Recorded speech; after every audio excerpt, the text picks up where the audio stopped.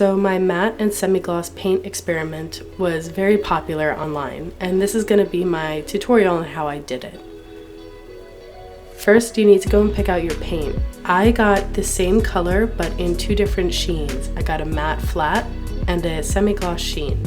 First thing you want to do is paint your wall in the matte flat color.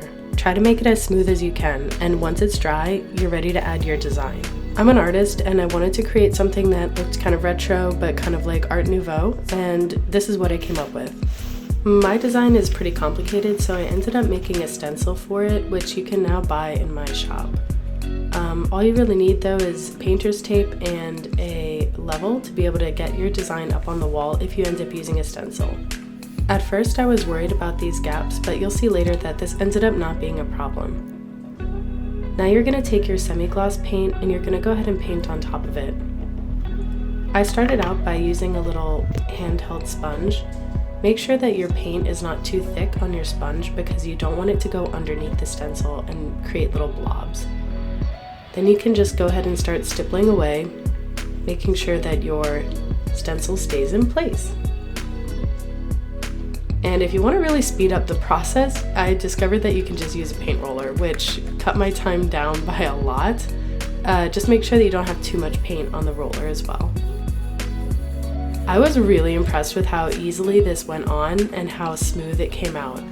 It was incredible to me that on the first try I got such an excellent pull.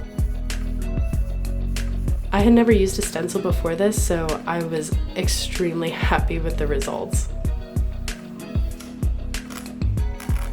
I didn't wait for the paint to dry to be able to take the stencil off, so be sure that you don't get that extra paint that's on the stencil on your furniture.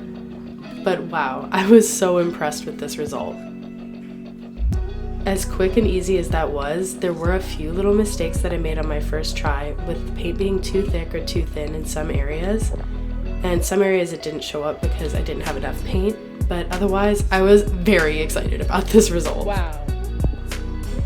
Now you're going to just take that stencil and place it so that the pattern repeats. I made these little markings so that you could easily see where you need to line up your stencil.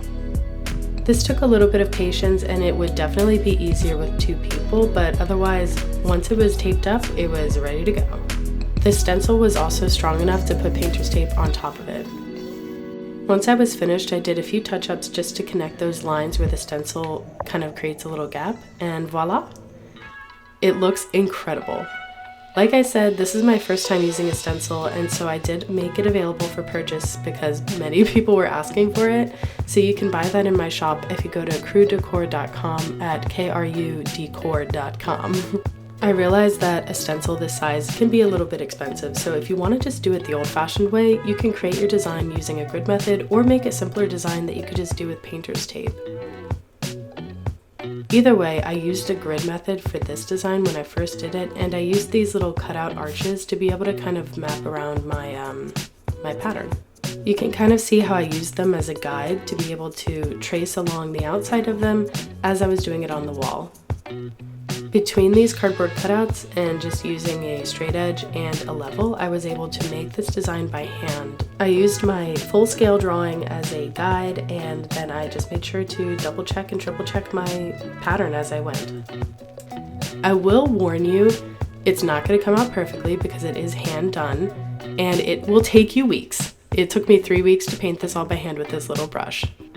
But first you're going to want to put your design on the wall. I recommend using chalk, and I taped my design up and then used chalk to kind of mark a grid so that I would have a guide to go with. Then you're going to use your little cutouts so that you can kind of have the same consistency and the size and shape of your arches and start the painting process. I recommend, in hindsight, doing the entire design in chalk first, because then if you make mistakes, you can change them and you can get a real sense of what the design is going to look like when it's completely finished before you start putting paint on the wall.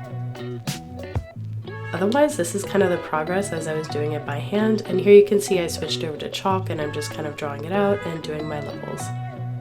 It's very rewarding to have a very organic, natural hand-painted look, but if you're kind of like, this is a lot, I do have a solution for you. I now have a printable PDF of the design, the same design as the stencil, that you can then print out and tape together at home. It is a downloadable PDF that you can get in my shop, and once you arrange all the pieces together, you just tape them together and you're good to go. I recommend using clear tape, but the PDF does have an overlap of about 1/2 inch, so it should be pretty easy to align. If it bothers you that there are gaps, you can always just put it up to a window and fill in those gaps.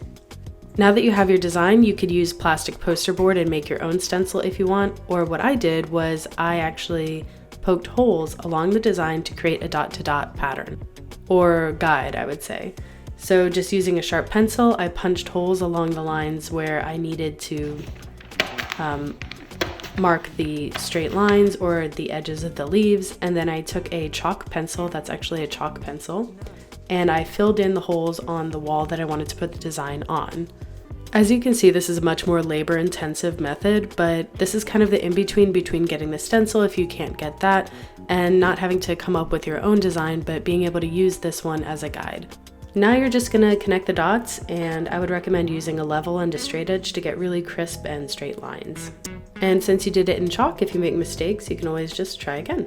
Now you're ready to go over the design in chalk with your semi-gloss paint. I recommend watering it down a little bit, because if it is water-based paint, because it'll just run a lot smoother, and there you have it.